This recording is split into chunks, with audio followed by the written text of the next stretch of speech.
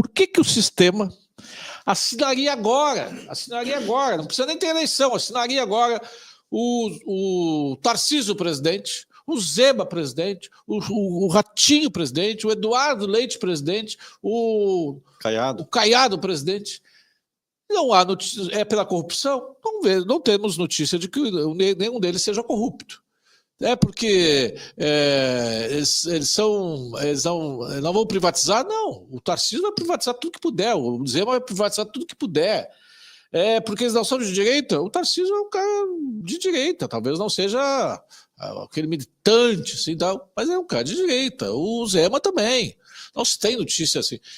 Por que, afinal de contas, eles aceitam, conforme disse o Cacai naquela senha, naquele texto, há 2 meses atrás, uma direita conciliadora?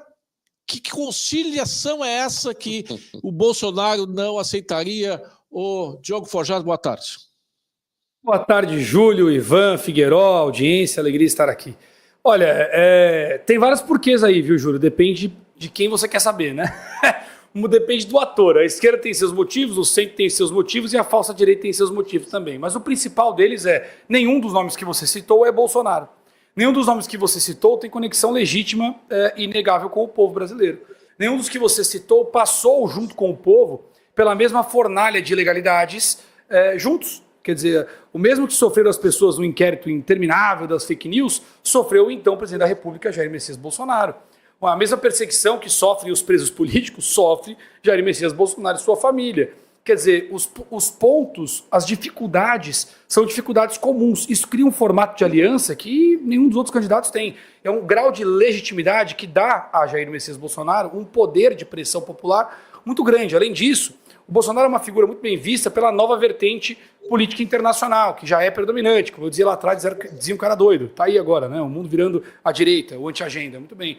E o Bolsonaro tem um ponto de conexão muito forte com todas essas lideranças. É o caso do Orbán, é o caso da Meloni. Aliás, a Meloni seguiu o exemplo do Bolsonaro muito claramente. É o caso do próprio Donald Trump, que tem amizade com o Eduardo Bolsonaro, ali, amizade de família, para além dos alinhamentos ideológicos. E tem ainda a questão do atendimento às demandas estratégicas. Quer dizer, o Bolsonaro, além desse alinhamento ideológico, pessoal, com essa nova vertente internacional, por ter defendido, inclusive, as mesmas bandeiras de anti-agenda que hoje tomam o mundo, né? Parece que o Bolsonaro fez escola, muito bem, mas além de tudo isso, ele tem a característica capaz de atender aos interesses da reorganização das cadeias produtivas globais. O formato de governo que o Bolsonaro apresentou nos últimos 4 anos é um formato mais compatível com o que o novo Ocidente, o novo velho Ocidente precisa para retomar as cadeias produtivas. Então, além de tudo, ele ainda tem uma capacidade maior de atender a interesses. Isso também dá a ele um poder de pressão político maior. Quer dizer, é mais fácil para o Bolsonaro se negar aos velhos esquemas, é mais fácil para o Bolsonaro fechar a torneira do que para os demais. Ele tem credibilidade com o povo,